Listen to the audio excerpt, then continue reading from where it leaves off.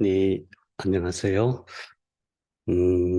추석이랑 국경절이 겹쳐서 오랜만에 긴 휴가를 보내고 계실 줄 아는데, 음, 그럼에도 불구하고, 음, 공부라고 하는 게 어느 정도 좀 간격을 두게 되면은 이 맥이 끊기게 되거든요. 그래서 연휴 중에 한두 개 영상을 올리기로 했습니다.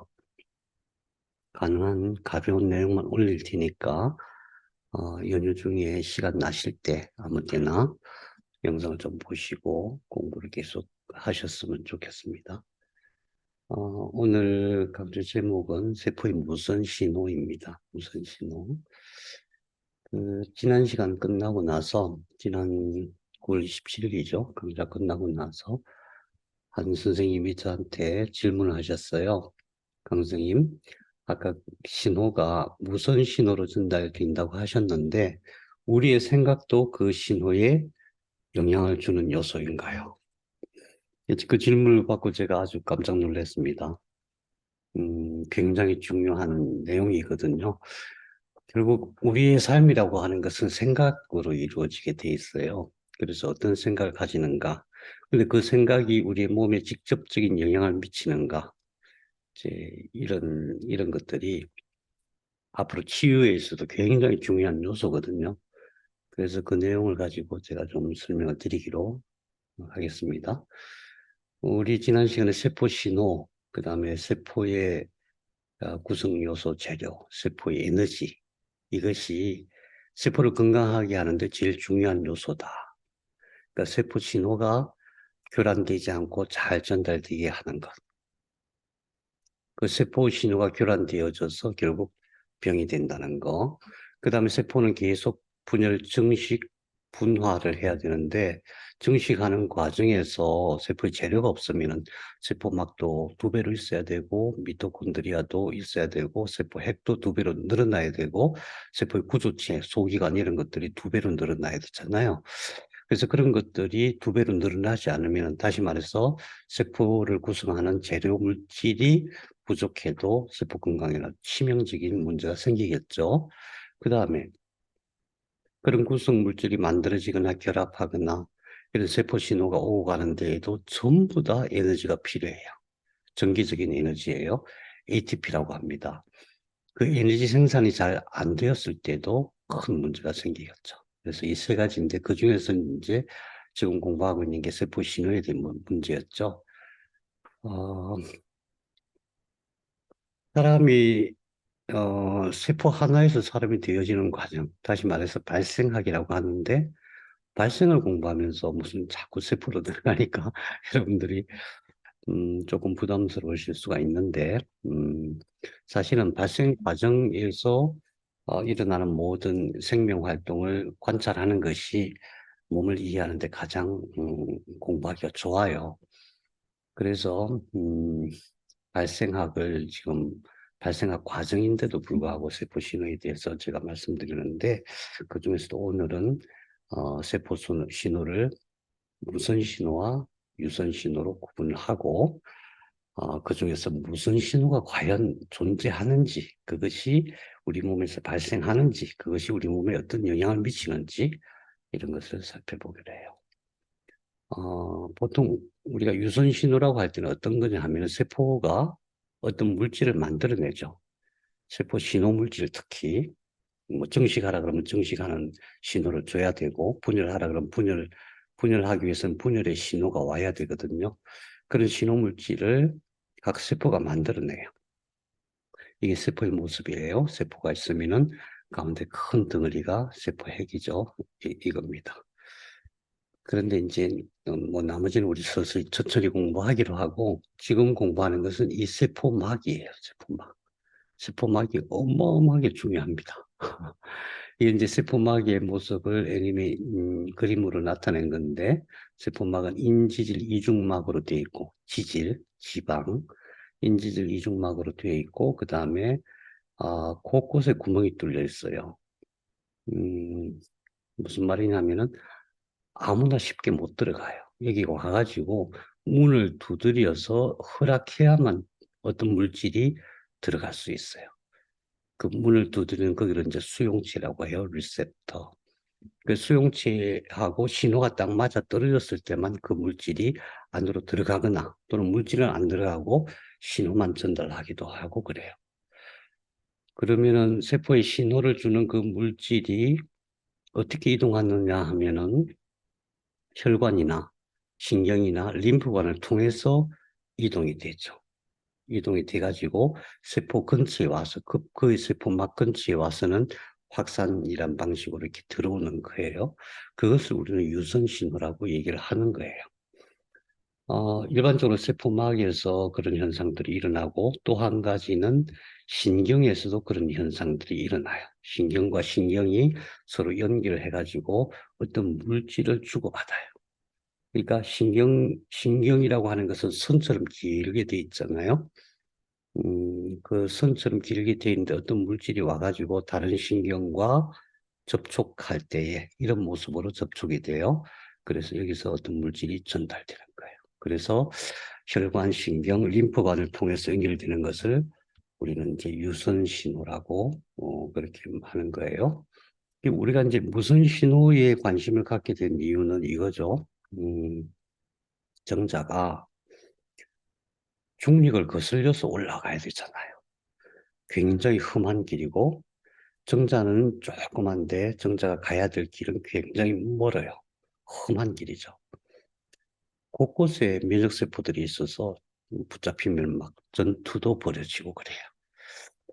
근데 이제 제일 놀라운 것은 뭐냐 하면은 어, 정자가 꼬리를 막 흔들면서 움직이는데 그 방향을 정자 입장에서 보면은 그 자궁 내부가 굉장히 험한 산이고 굉장히 넓은 지역이거든요. 굉장히 멀기도 하고. 근데 이거 어떻게 난자를 찾아가느냐? 난자가 정자를 유도를 한다. 그 유도하는 신호가 칼슘이다. 어, 처음에 난자가 성숙된 난자가 될 때에 칼슘을 가득 채워요. 그 다음에 정자도 처음에 들어와서 칼슘을 많이 채우게 돼요. 예, 출발하기 전에. 그러니까 정자와 난자는 서로 칼슘을 가득 채운 상태가 된 거예요. 칼슘이 채워졌을 때 비로소 정자가 활동을 시작해요. 막 꼬리를 엄청나게 빠른 속도로 움직이면서 움직이기 시작해요. 그리고 막 전진하다가 나중에 정자 근처에 와서는 정자 근처에서 빙글빙글 돌면서 신호를 포착하는 거예요. 그러니까 정자가 난자를 향할 수 있도록 하는 어떤 무선 신호가 있다. 왜? 거기는 신경도 없고 혈관도 없고 림프관도 없잖아요. 아무것도 없는데 난자가 보내는 신호를 받아서 다시 말하면 각자가 가득 채워져 갖고 있는 칼슘의 진동을 느끼고 이렇게 접근하는 거예요. 그게 무선 신호라는 거예요. 음, 사실 칼슘은 무선 신호로서 작동하는 것 외에도 여러 가지 이제 역할을 하는데 무선 신호에 있어서 그러니까 몸 전체로 봤을 때 무선 신호에 있어서 제일 중요한 역할을 하는 게 칼슘이다 이렇게 기억하시면 돼요. 칼슘과 또 아연이에요. 그러니까 칼슘과 아연 분자니까 어마어마하게 작은 거죠. 세포가 아니니까. 그리고 같은 칼슘을 둘이 다 갖고 있다면은 여기에 진동을 얘도 공명을 해주겠죠. 왜냐하면 같은 칼슘이니까. 같은 주파수를 가진 진동이니까. 예. 그래서 이제 실제로 그런 일이 일어나는가. 우선 정자 입장에서 보면 난자와 정자가 칼슘을 가득 채운다는 말씀을 드렸고 정자 입장에서 보면은 이제 여기 리섹트라고 하는 물질이 들어오면은 사실은 이제 난자가 여성 호르몬 프로제스테론이라고 하는 여성 호르몬을 막 방출하죠. 그래서 그 프로제스테론의 영향으로 리섹터라는 물질이 들어가서 칼슘을 채우게 되고 정자가 칼슘을 채우면 그때부터 움직이는 거예요. 이게 어떤 그림이냐면은 정자가 처음에 꼬리를 이렇게 달고 있죠. 그다음 미토콘드리아가 에너지를 막 만들어내는 게 미토콘드리아예요. 전기적인 에너지를 막 만들어내는 게 에너지 공장이 여기 있죠. 그 다음에 정자가 활발하게 움직이지 않으면 도저히 진입할 수가 없어요. 왜냐하면 그 안에는 수분도 많고 점액질도 많고 또 아무튼 그 내부 상황이 평탄한 아스팔트 길이 아니거든요. 그래서 엄청나게 빠른 속도로 꼬리를 움직여야 되는데 칼슘이 들어갔을 때 그때 비로소 이 꼬리가 움직이기 시작해요. 음, 그래서 칼슘은 에너지를 작동시키는 역할도 하죠. 신경 전달 역할도 하고 에너지를 작동시키는 역할도 하고 무선 신호, 오실레이션, 무선 신호를 일으키는 역할도 하고 그래요. 칼슘은 그만큼 중요해요. 음, 그래서 그 영상을 한번 잠시 보기로 해요.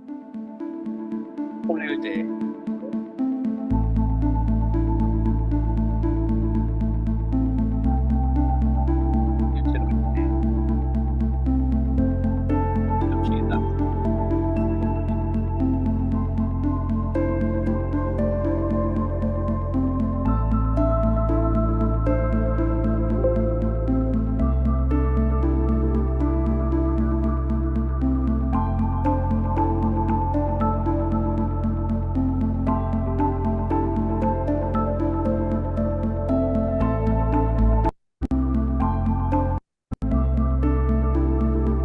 이 사람들이 뭘 연구했냐면은 배양 접시에다가 정란 원자의 움직임을 관찰하는 거예요. 그래서 특이한 것은 뭐냐면은 정자가 막 움직이다가 가까이 가면은 난자 가까이 오면은 이게 직선 이렇게 앞으로 쭉 직진하는 운동하더니 난자 가까이 오면은 빙글빙글빙글 도는 거예요. 그래서 난자를 무슨 얘기냐면은 정자가 이제 1억 5천, 1억 내지 뭐 3억 마리 이렇게 출발한다고 했잖아요. 그 중에서 난자 근처에 도달하는 건 약 200마리 정도예요. 200마리가 도달했다고 하더라도 난자의 크기가 0.2mm거든요. 정자 입장에서 보면 굉장히 넓은 공간이에요. 어마어마하게 넓은 공간에 어딘가에 0.2mm가 있는 거예요. 그걸 근처에 왔다고 하더라도 그걸 찾아가려면은 어떤 운동을 해냐면 빙글빙글빙글 도는 거예요. 어떻게 이렇게 빙글빙글 도냐? 정자가 난자 주위를, 난자의 신호를 포착하는 거예요. 그래서 난자의 신호를 포착해가지고 난자에 접근하게 된다. 이런 것을 관찰하는 거죠. 그러면은 어쨌든 혈관도 없고 림프관도 없고 아무것도 없으니까 여기서 어떤 물질을 만들어서 그 물질이 어, 난자의 어떤 유인 물질이 정자에 직접 음, 들어가서 신호를 받는다고 만일에 가정을 한다면 그 물질이 들어가서 세포 내에 작동을 하는 것이지 이게 방향을 인도하고 이럴 수는 없는 거잖아요. 그래서 이것은 파동에 의해서 칼슘의 파동에 의해서 그 파동을 감지하고 동조해서 이렇게 찾아가는 것이다. 이렇게 해석할 수가 있는 거예요. 그러면 그게 이제 무선 신호라고 저희가 이름을 붙인 건데 무선 신호라는 건 뭐냐? 그건 이제 파동이라는 거죠. 파동은 뭐냐면은 이런 형태로 뚫림이에요. 뚫림. 세상에 존재하는 모든 것은 가만히 있는 게 없어요. 오로지 진공 상태의 어, 절대 온도 마이너스 273도 그 정도일 때만 떨림이 없어지고 그 외에는 모든 것이 떨리고 있어요. 진동하고 있어요. 그래서 모든 것이 진동하고 있기 때문에 모든 것은 신호를 만들어내요. 모든 것은 세상에 존재하는 모든 것은 정자와 난자뿐만이 아니고 예를 들면은 원자도 우리 몸을 구성하고 있는 원자도 진동하고 있어요. 근데 원자가 여러 개 겹쳐서 분자가 되면은 그 진동수가 좀 달라지겠죠. 그 분자가 또 여러 개 모여서 우리 세포가 되니까 세포도 달라지겠죠. 세포가 여러 개 뭉쳐서 우리 몸이 되면은 우리 몸의 주파수는 진동수는 또 달라지겠죠. 이런 식으로. 그래서 존재하는 모든 것은 뚫림이 있기 때문에, 다시 말해서 진동하고 있기 때문에 그 진동한다는 것은 파동을 일으킨다는 뜻이고, 파동을 일으킨다고 하는 것은 이런 파장과 진폭과 주파수가 있어요. 파장은 진동하는 그 파동의 길이를 얘기하는 거고, 진폭은 그 에너지의 크기를 얘기하는 거고, 주파수라고 하는 거 1초에 몇 번 들리느냐, 1초에 몇 번 들리느냐, 그것을 의미하는 것. 그런 식으로 구성이 되어 있어요. 그리고 이것은 전부 다 전자기파, 전자기력과 전기력과 자기력에 의해서 움직이는 거예요. 우리 천천히 공부하시겠지만은 우리 몸에서 일어나는 모든 변화는 전자기적 변화 외에는 없어요. 전기적인 변화 외에는 없어요. 그걸 받아들이기 어려울 텐데, 세포를 생각하면은 그런 걸 생각하기 어려운데, 세포를 구성하고 있는 것이 원자다. 원자 외에는 아무것도 없다. 그 원자가 가지고 있는 전자의 결합, 전자의 움직임, 전자의 파동, 이런 것으로 우리 몸의 변화가 일어나는 거거든요. 예. 그래서 그 얘기는 천천히 하기로 하고, 어쨌든 파동이라고 하는 것이 서로 어떻게 서로 이렇게, 이렇게 신호를 주고받는가, 그걸 한번 보시기 위해서 이 영상을 잠깐 보세요. 이건 440Hz고 이건 512Hz예요. 그러니까 서로 동시에 안 되죠. 영향을 못 미치죠. 그런데 여기 있는 440Hz 이거와 똑같은 걸 하면 이게 움직여. 이게 지니까 많이 움직여. 그래요. 같은 주파수를 가지면은, 다시 말해서 파장과 진폭과 진동수가, 주파수가 같은 것으로 같은 것이 되면은 그것이 서로 공명을 일으키거나 동조를 하는 현상이 벌어지는 거죠. 무선 신호라고 하는 것은 같은 주파수 또는 같은 파장을 가진 신호가 서로 동조하는 그런 현상인 거예요. 이게 막 이 공이 움직일 정도로 어떤 힘이 있잖아요. 에너지가 전달이 되는 거죠. 에너지가 작동이 되는 거죠. 그래서 무선 신호라고 하는 것은 이런 식으로 작동하는데, 우리 몸에서 유선 신호로, 그러니까 세포가 만들어내는 어떤 물질로 서로 소통하고 서로 영향을 주고, 그렇게 해서 결과적으로 생명을 유지하게 하는, 건강하게 만드는 그런 것은 누구나 다 알고 있는 상식인데, 우리 몸에서 서로 세포 간에 무슨 신호를 교환하는 것은 사람들이 잘 몰라요. 자료도 또 많지가 않아요. 그래서 이해하기가 쉽지가 않아요. 그래서 실제로 그런 무슨 신호를 우리 세포 내에서 주고받는지, 그걸 한번 보시겠습니다. 음, 예. 이것은 설명을 먼저 읽어볼게요. CA2, 네. 그래서 CA2 이온은 인체에 가장 널리 퍼져 있는 양이온이며, 이게 CA2 이가 이온입니다. 양이온이며 신호 전달, 세포 신호 전달을 담당한다. 고주파 세포질 칼슘 이가 이온 진동은 시냅스 전달, 그러니까 시냅스 전달은 신경의 작동을 얘기하는 거예요. 신경이 작동하는 거. 그 다음에 시냅스 분비, 그러니까 시냅스를 주고받으면서 신경이 작동하는 거거든요. 신경이 약해졌다, 신경이 뭐 문제가 됐다 하는 것은 이 시냅스가 안 됐다는 그런 건데, 거기에 칼슘이 작동을 해요. 칼슘이 제일 중요한 역할을 해요. 그 다음에 저주파 진동은 정자와 난자가 만나는 거. 그 다음에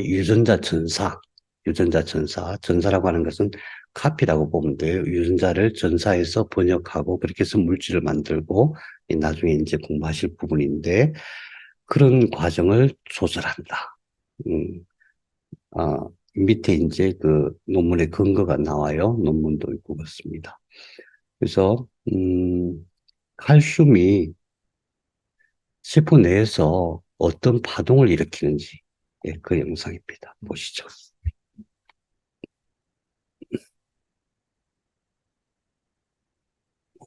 짧은 영상이지만은, 음, 세포 안에서 칼슘이 이런, 음, 파동을 만들어낸다. 파동을 만들어낸다. 이것을 영상으로 찍은 거니까, 굉장히 신기하죠. 예. 그 다음에 이거는 뇌에서 칼슘이 어떤 동작을 하는가, 그건데, 뇌에서 피질들은, 이게 대뇌 피질. 뇌는 이제 바깥에 있는 게 대뇌 피질이고, 대뇌 피질이 모든 신호를, 받아들이고, 명령하고, 느끼고, 기억하고 하는 제일 중요한 역할을 하는 거죠. 그 다음에 피질 안에 시상이라는 게 있어요.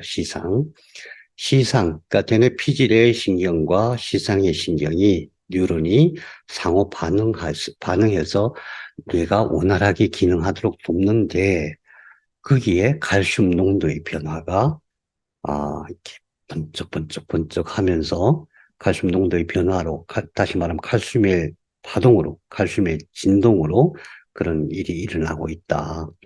특히 이제 이 영상은 소파수면, 그러니까 잠잘 때 뇌파가 발생하는 그 모습이거든요. 잠잘 때의 시상과 대뇌피질이 서로 이렇게 조율하지 못하면 잠을 못 자요. 불면증의 사실은 근본이 이거예요. 시상과 대뇌피질이 서로 잘 소통해야 되거든요. 서로 조절하거든요. 예, 그것을 이제 3배속으로 촬영한 것이고, 이것은 OICT가 오키나와 과학기술원 대학원 대학교 거기서 촬영한 겁니다.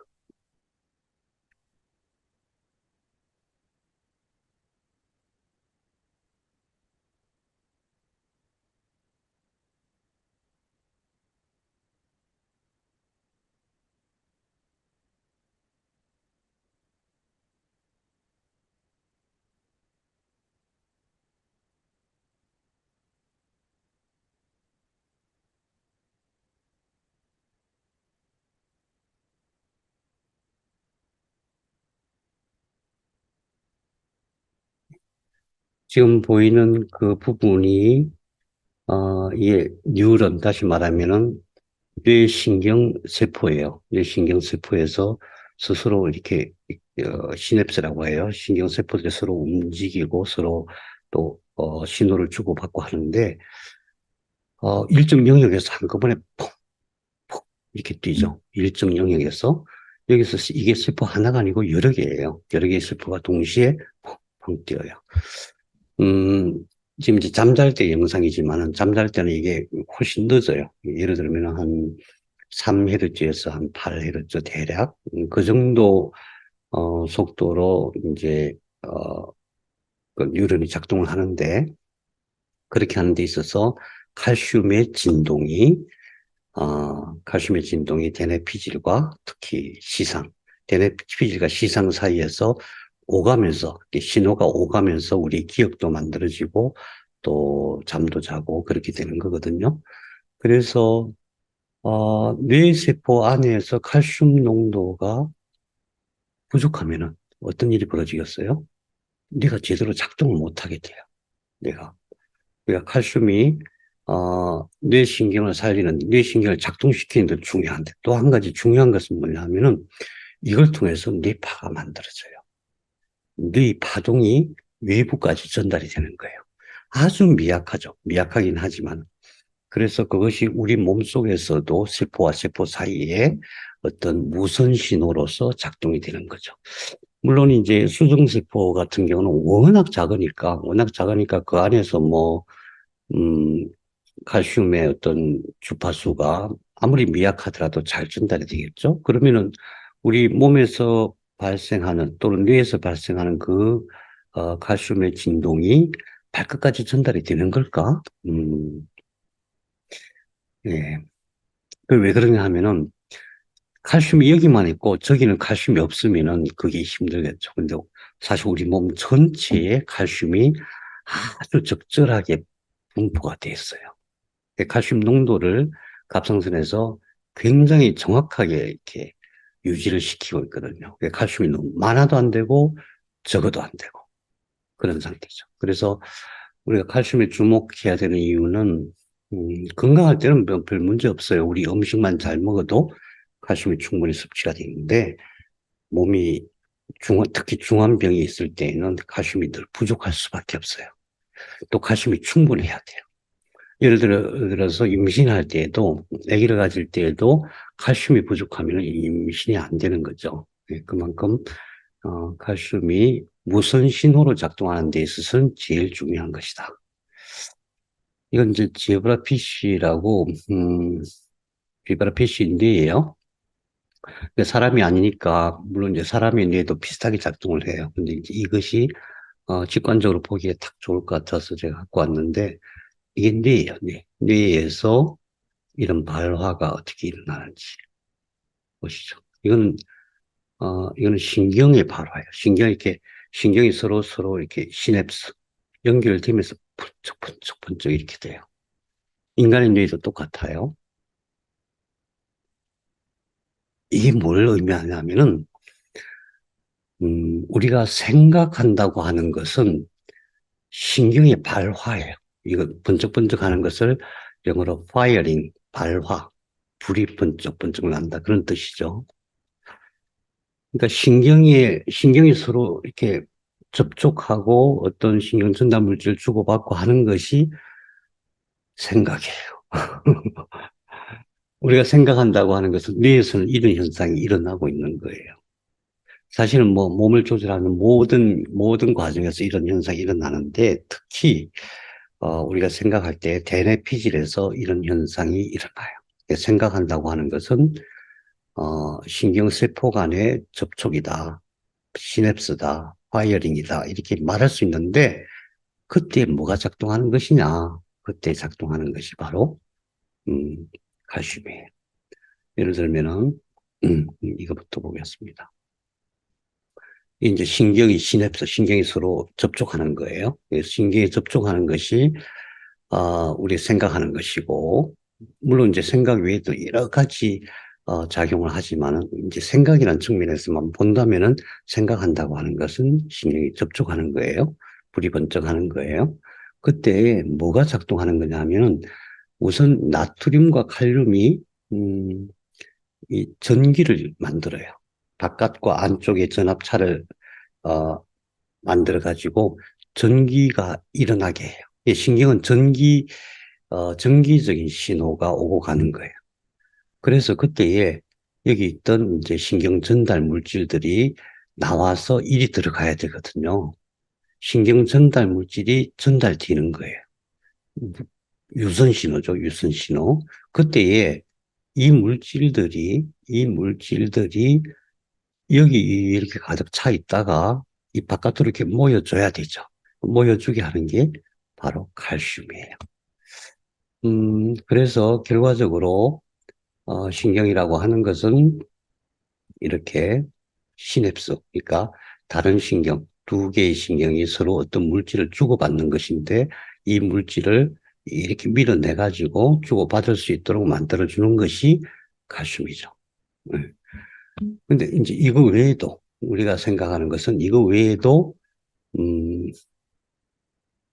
파동을 만들어서 뇌가 작동하게 하고 뇌의 모든 신호가 온몸에 전달되어지게 하는 그런 역할을 한다. 거기에서 제일 중요한 역할을 하는 것이 칼슘이다.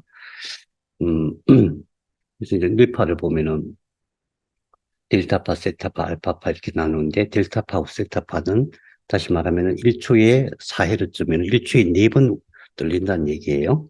8헤르츠면 1초에 8번 들린다는 얘기예요. 이건 잠잘 때에 우리 뇌가 일으키는 파동이에요. 그 다음에 정신적으로 평소에 안정이 되었을 때 그때는 알파파 8 내지 13. 그래서 우리가 명상을 할 때는 대개 여기서 우리 뇌파가 8 내지 13Hz가 나와요.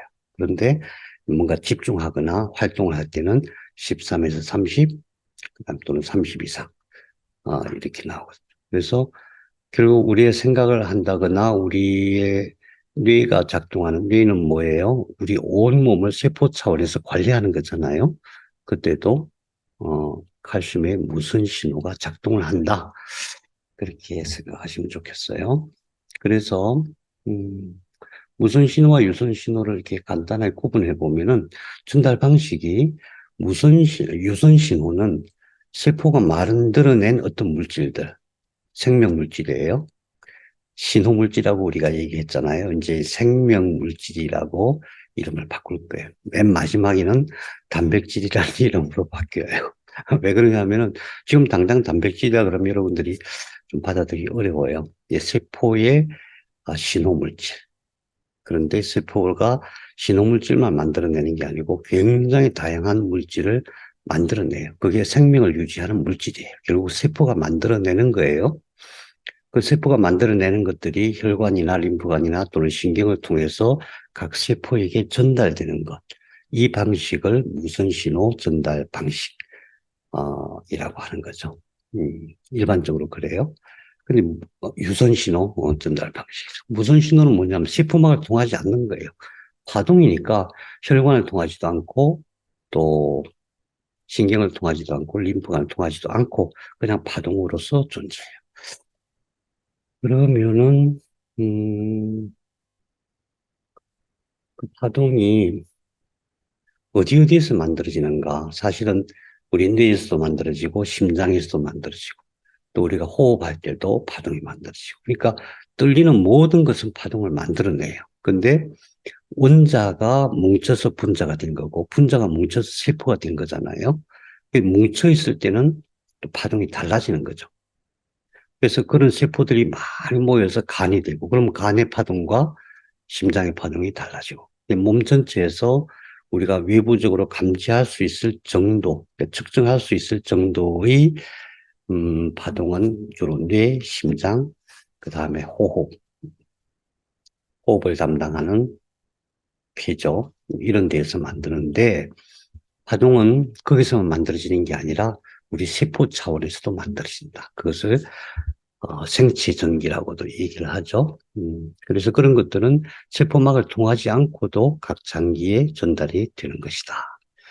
그 다음에 유선 신호는 예를 들어서 혈관을 통해서 어떤 물질이 와요. 그럼 세포로 들어갈 때에 한 100나노미터, 10억 분의 100, 아주 가까이 왔을 때 거기서 이렇게 쓸려 들어가는 거예요. 확산이라고 해요, 확산.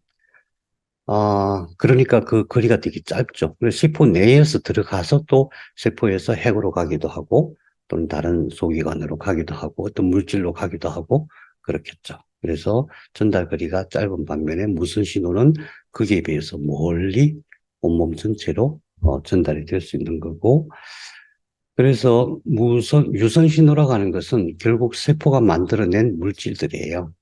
단백질이고, 그 중에서는 분자 단위, 칼슘이나 아연이나 뭐 이런 망간이나 이런 분자 단위로 움직이는 것들도 있고 너무너무 작은 거겠죠. 그런데 무선 신호는 다시 말해서 칼슘이 뇌에서 만들어내거나 하는 그런 형태의 무선 신호는 이게 전자기파예요. 파동이에요, 파동. 빛 또는 전자기파라고 하는데 빛이나 전자기파는 사실은 근본적으로 같은 거예요. 파동의 형태로. 음파는 우리가 여기서 이제 소리를 조절해갖고 만들어내는 파동이죠. 그것도 만일에 상대방이 귀로 가면은 고막을 똑똑 두드려가지고 거기서 전기 신호로 바꿔서 뇌로 보내서 뇌가 알아차리는 거거든요. 이 결국은 전부 전자기파예요. 빛도 전자기파고 음파도 결국 변환돼서 전자기파고 그런 거죠. 신호의 전달 속도가 파동은 굉장히 빠르겠죠. 근데 만일에 이제 이온이나 어떤 세포가 만들어내는 그런 물질들은 이동해야 되니까 속도가 느리겠죠. 그래서 유선 신호는 세포가 만들어낸 물질이 세포 내에서 신호를 전달하는 거죠. 그래서 세포와 세포 사이에서 어떤 물질이 가서 이게 들어가기도 하고 안 들어가기도 하고 그래요. 안 들어가고 그냥 바깥에서 신호만 주는 경우도 있고 또 이 물질이 세포 속으로 들어가 가지고 그 안에서 세포 여러 가지 소기관들이 있을 거 아니에요. 미토콘드리아 있고 핵도 있고 뭐 여러 가지 구조체들이 있을 거 아니에요. 거기서 어떤 작동을 하기도 하고 그래요. 그런데 무선 신호는 헷갈려. 무선 신호는 세포와 세포 사이에서 신호 전달 역할을 해요. 파동이니까. 어떤 물질이 가는 게 아니니까. 그리고 또 놀라운 것은 외부 환경과의 신호 전달 역할을 해요. 어, 여러분 이제 공부하시다가 이제 치료를 하다 보면 사람 몸이 되게 예민해져요. 그러면은 앞에 있는 사람을 이렇게 마주 앉아서 그 사람의 뇌파를 안다고 하긴 좀 그렇고 느낌으로 느낄 수가 있어요. 그 사람이 지금 어떤 상태인지. 그게 왜 그러냐면은 사람 몸에서 나오는 주파수가 있어요. 사람 몸에서 나오는 주파수. 보통 이제 사람 몸도 이렇게 모든 작은 것들이 다 뭉쳐서 이루어져 있기 때문에 주파수는 낮지만 주파수가 있을 거 아니에요. 몸도 세상의 모든 것은 들린다 그랬잖아요. 몸도 주파수가 있어요. 대개 7.83Hz라고 얘기해요. 음, 그런데 지구도 떨림이 있어요. 지구의 주파수도 7.83Hz예요. 휴만 공명이라 그러죠. 그래서 지구의 어떤 주파수와 진동과 사람의 진동이 같아요. 그래서 사람이 지구에 살고 있을 때 지구의 영향을 받는 거예요. 어떤 실험을 한 적이 있었죠. 지하에다가 이제 방을 만들어 놓고 지하 깊이 들어가서 휴만 공명, 그러니까 지구의 주파수 7.83Hz를 못 느끼게 했어요. 그랬더니 사람이 병이 드는 거예요. 똑같은 실험을 하는데 거기다가 7.83Hz를 쏴줬어요. 그랬더니 사람이 회복이 되는 거예요. 그래서 우리 몸에는 무선 신호가 있고 그것이 내 몸 내부에서 서로 소통을 하고 신호 소통을 하고 또 내 몸과 외부와도 소통을 한다. 이런 것을 말씀드리고 싶었던 거예요. 그래서 사람의 몸에는 유선 신호와 무선 신호가 있는데 유선 신호에 대해서는 굉장히 많은 연구가 되어져 있고 엄청나게 많은 지식이 있어요. 무선 신호에 대해서는 별로 없어요. 그런데 그런 것이 있다. 세포 차원에서도 뚫림이 있고 그것이 서로 소통하는 방식이 있고 또 장기별로도 서로 소통하는 방식이 있다. 그런데 더 중요한 것은 뭐냐면은 우리의 생각이라고 하는 것이 결국 그런 신호를 만들어내는 거예요. 왜냐하면은 우리 몸의 세포에서 제일 영향을 많이 받는 것이 뇌파거든요. 뇌파. 그리고 우리 몸의 관리자가 뇌거든요. 그래서 뇌에서는 무선 신호가 상당히 중요한 역할을 한다. 그런 의미에서 우리가 어떤 생각을 하느냐, 어떤 좋은 생각을 하느냐, 어떤 미래지향적이고 긍정적인 생각을 하느냐. 거기에 따라서 우리 몸이 굉장히 예민하게 반응을 해요. 굉장히 예민하게. 그래서 우리가 전인치유라고 이름을 붙인 이유도 약을 쓰거나 어떤 정기적인 에너지를 쓰거나 운동을 하거나 이런 방법으로 몸을 회복할 수 있겠지만은 근본적으로 우리의 생각이 바뀌지 않으면 우리의 생각이 건강 주파수가 되지 않으면은 회복이 안 돼요. 근본적인 회복이 안 돼요. 그래서 우리의 생각을 지금 제가 이제 생각이라는 아주 굉장히 단순한 용어로 말씀드렸지만은 이 생각이 의식을 만들고 의식은 또 무의식을 만들고 무의식이 과거와 미래를 서로 연결하고 하는 그런 과정을 공부하셔서 의식과 무의식을 같이 치료해야만 온전한 치료가 될 수 있다. 이런 차원에서 무선 신호의 중요성을 항상 기억하시면 좋겠습니다. 남은 연휴 즐겁고 행복하게 보내시기를 바라겠습니다. 감사합니다.